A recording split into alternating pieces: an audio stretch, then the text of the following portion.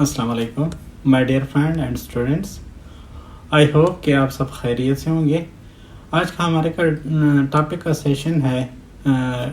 आज हम डिस्कस करेंगे how to write a successful research proposal. So इसमें बेसिक हमारे पास जिस तरह के हमने प्रीवियस डिस्कस किया था कि हम how to write an email to professors, और उसके बाद हमने सेव मॉडिफिकेशन के बारे में बात की थी। तो आज हमारा टॉपिक जो है उससे रिलेटेड है कि अगर आपसे प्रोफेसर डिमांड कर लें कि आपने मुझे रिसर्च प्रपोजल बना के देना है, तो रिसर्च प्रपोजल आपने सक्सेसफुल रिसर्च प्रपोजल कैसे राइट अप करना है, उसके लिए कुछ मेन पॉइंट्स हैं। फॉर एग्जांपल हमारे पास first of all title page आ जाता है। टाइटल पेज के बाद हमारे पास लिटरेचर रिव्यू।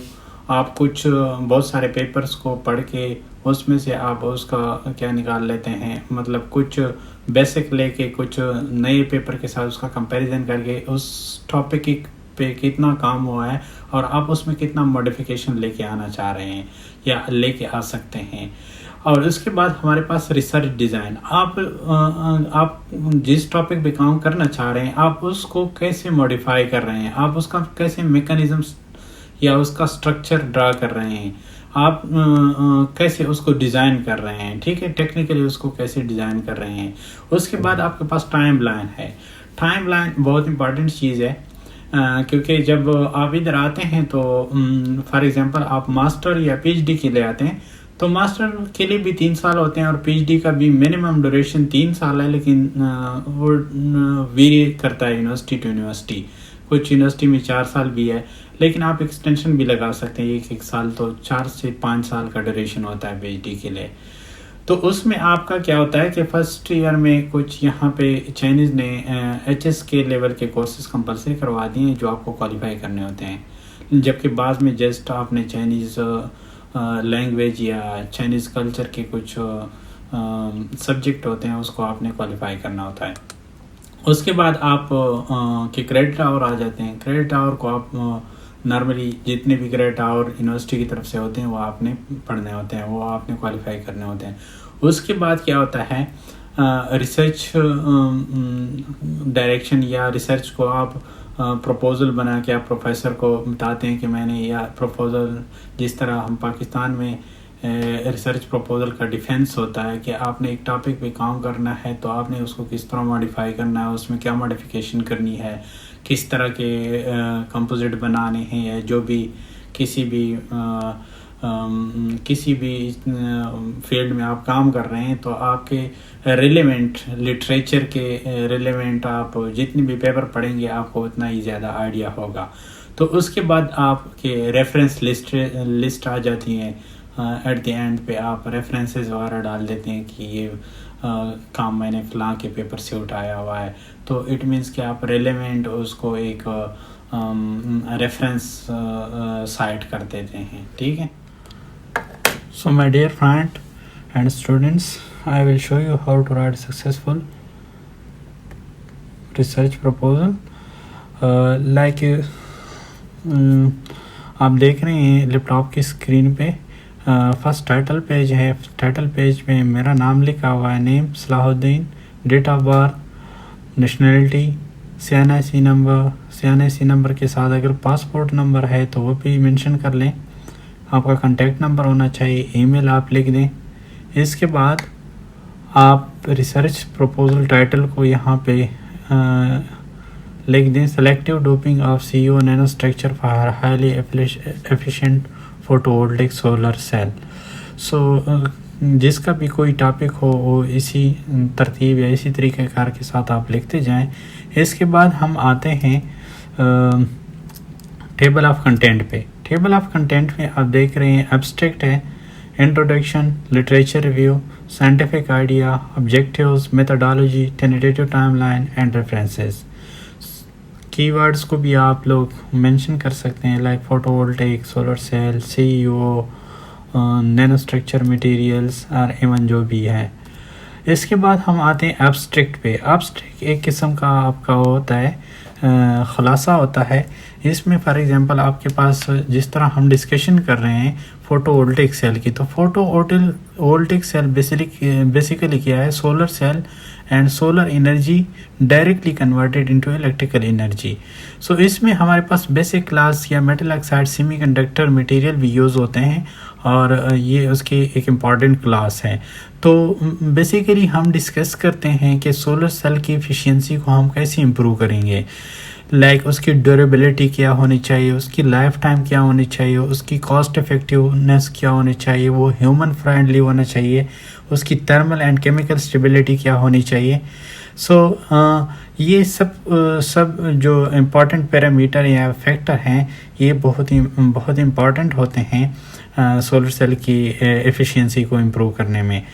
और improve solar cell efficiency, remove drawbacks, उसमें कुछ खामियां आ रही हैं, जैसे कि पहले जनरेशन में कुछ बड़े बड़े सोलर सेल बनाए जाते थे, आजकल वो थोड़े सेकंड जनरेशन में वो मिनिमम कास्ट की तरफ लेके जा रहे हैं उसको और उसकी एफिशिएंसी को इम्प्रूव कर रहे हैं। So remove drawbacks to overcome the energy crisis through renewable and environmental friendly energy resources। ये हमारे पास क्या था, एब्स्ट्रैक्ट में ये चीज़ें आप इम्पॉर्टेंट चीज़ें मेंशन कर दें कि ये। इसके बाद इंट्रोडक्शन में जैसे कि मैंने आपको बता दिया कि 19th सेंचुरी में क्या हो रहा था, 20th सेंचुरी और 21st सेंचुरी में the world most exciting challenges is growing demand of energy, क्योंकि एनर्जी की डिमांड हमारे पास बढ़ती जा रही है।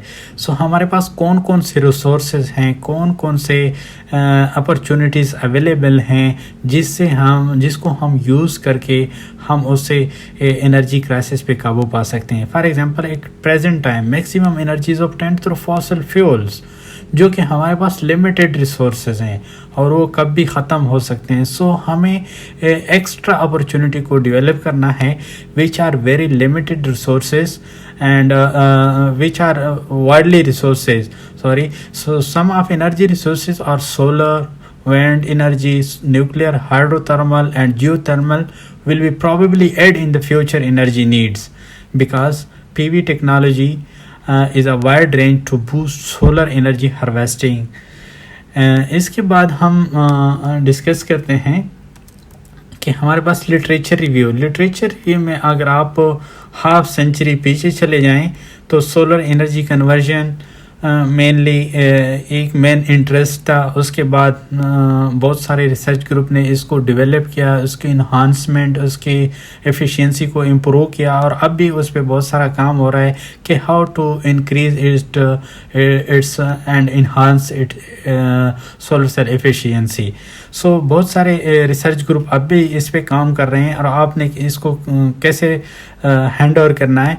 फॉर एग्जांपल फर्स्ट जनरेशन में हमारे पास कौन से ड्रॉबैक्स थे जो सेकंड जनरेशन में उसको ओवरकम कर लिया गया, और थर्ड जनरेशन में हमने फॉर एग्जांपल सेकंड जनरेशन में लोगों ने 3 फिल्म पे यूज़ किया, 3 फिल्म टेक्नोलॉजी जो अगर हम सेकंड जनरेशन की बात करें तो सेकंड जनरेशन में हमारे पास 3 फिल्म टेक्नोलॉजी आती है जो कि 3 layer solar cell have a lot of potential for reducing the cost. उसकी कॉस्ट को कम करने के लिए हमारे पास ये सेकंड जनरेशन में 3 फिल्म टेक्नोलॉजी की तरफ हम मूव कर गए। उसके बाद थर्ड जनरेशन में अगर हम देखें तो थर्ड जनरेशन यहाँ पे मैं आपको एक ग्राफ के ज़रिए आपको दिखा दूँ कि यहाँ पे हमारे पास हमने ग्राफ मैकेनिज़्म यहाँ पे ड्रा किया हुआ। ये हमारे पास फर्स्ट जनरेशन है, सेकंड जनरेशन और थर्ड जनरेशन। तो second generation 3 film solar cell technology का था। अब हम जा रहे हैं nano structure material photovoltaic cell की जानिब।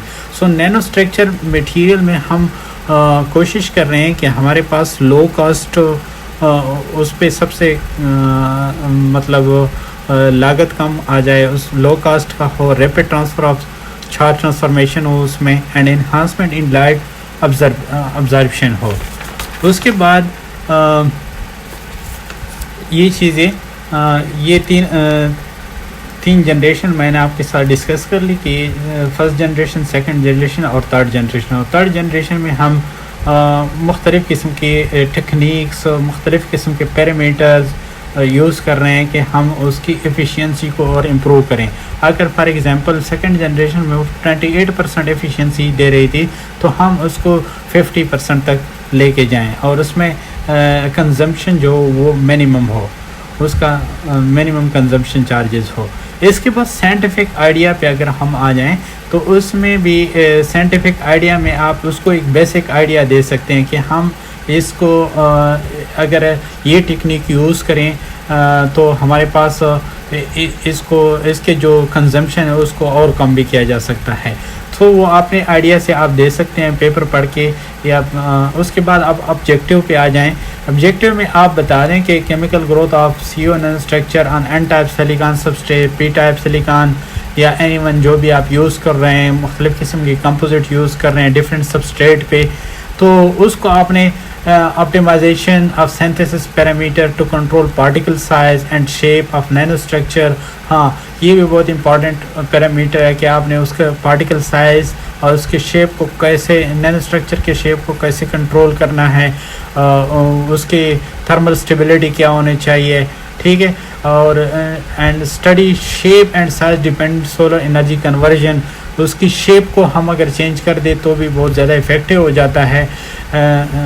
इसके बाद सेलेक्टिव डोपिंग, अगर हम डोपिंग भी कर लें मुख्तलिफ़ किस्म के एटम्स या एलिमेंट्स की, तो उससे भी हम एफिशिएंसी को इम्प्रूव कर सकते हैं और उसकी ऑप्टिकल और इलेक्ट्रिक प्रॉपर्टी ऑब्वियसली उसकी चेंज हो जाएगी। So testing of this dope nano structure in PV solar cell, optimize highly efficient CO based PV solar cell.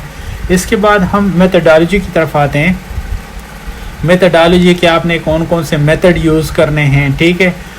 Method आप उसको सारा कुछ बता सकते हैं कि मैंने for example hydrothermal technique use करनी है, इलेक्ट्रोस्पाइनिंग टेक्निक यूज़ करनी है, PVD यूज़ करनी है, CVD यूज़ करनी है।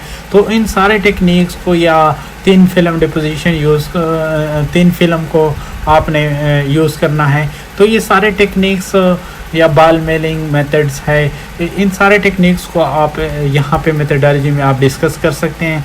उसके बाद आप करेक्टराइजेशन की जानिब जाते हैं कि आपके पास जो स्ट्रक्चर बना हुआ है XRD से आप उसको बता सकते हैं कि हमारे पास ये स्ट्रक्चर बन गया है, ठीक है। SEM स्कैनिंग इलेक्ट्रॉन माइक्रोस्कोपी की जानिब जा सकते हैं, HRTM TEM और ये सारी चीज़ें करेक्टराइजेशन या हाल मेजरमेंट करके आप सबको एनालाइज कर सकते हैं। इसके बाद आपके पास time line, tentative time line आ जाएगा। जिस तरह यहाँ पे मैंने ड्रा किया हुआ है कि पर्पस हमारा क्या है, रिक्वायर्ड टाइम, लिटरेचर रिव्यू हमारा 1 ईयर का होगा, फैब्रिकेशन या आपके पास जो आप कंपोजिट बना रहे हैं उसके लिए आपको 6 मंथ का ड्यूरेशन चाहिए। करेक्टराइजेशन के लिए भी तकरीबन 6 मंथ लग ही जाते हैं। आर्टिकल राइटिंग एंड पब्लिकेशन के लिए भी 6 मंथ आपको चाहिए एंड थीसिस राइटिंग के लिए भी तकरीबन आपको 6 मंथ चाहिए। तो आप इसको सारे को कैलकुलेट करके आपके पास 3 ईयर्स बन जाते हैं। अगर 3 ईयर में आपका कंप्लीट ना हो जाए तो आप एक्सटेंशन भी ले सकते हैं, लेकिन आपका काम है, आप बेहतर जानते हैं, आप इसको अच्छे तरीके से 3 साल में भी इसको complete. So at the end में हम रेफरेंसेस की जाने आते हैं। जो भी आपने जहाँ से आपने लिखा हुआ है तो आप वहाँ से उसके रेफरेंसेस को साइड करके यहाँ पे आप लिख सकते हैं, ठीक है। आप जो भी स्टाइल में लिखना चाहें आप उसकी स्टाइल को चेंज कर सकते हैं। तो आप यहाँ पे एट द एंड पे आप रेफरेंसेस लिखते जाएं, लेकिन एक बात आप जहन में रख लें my dear friend and students कि आप सब कॉपी पेस्ट ना मारें, क्योंकि यहाँ पे जो चेक करते हैं प्लेजरिज्म बहुत सख्त चेक करते हैं और 19% से अगर आपका एक्सीड कर गया तो आपकी सीट ज़ाया हो जाएगी। मींस कि आपने इतनी कोशिश की है तो इट मींस पहले आप इसका प्लेजरिज्म चेक कर लें। किसी भी टीचर या स्टूडेंट से आप रिक्वेस्ट करवा के कि यार इसका प्लेजरिज्म मुझे चेक करवा के दे दें, और अगर आप उसको रिमूव नहीं करवा सकते तो किसी फ्रेंड से आप हेल्प ले सकते हैं। उसके बाद आप क्या करें, प्लेजरिज्म को रिमूव करके प्रोफेसर को सेंड कर दें। इसके बाद आपके चांसेस जो होते हैं वो 90% प्लस हो जाएंगे। So my dear friend and students, I hope कि ये वीडियो आपको पसंद आई होगी, आपके लिए बड़ी यूज़फुल होगी। और उम्मीद करता हूँ कि बहुत सारे लोग, बहुत सारे मेरे स्टूडेंट्स, मेरे फ्रेंड इससे फ़ायदा उठाएंगे। अगर आपको किसी चीज़ की ज़रूरत हो, वेलकम, मैं हर टाइम आपके लिए हाज़िर हूँ। तो अभी तक अगर आप लोगों ने मेरा चैनल सब्सक्राइब नहीं किया तो kindly subscribe my channel and press the bell icon, ताकि हर नई आने वाली वीडियो की अपडेट आप तक आती रहे। Thank you so much.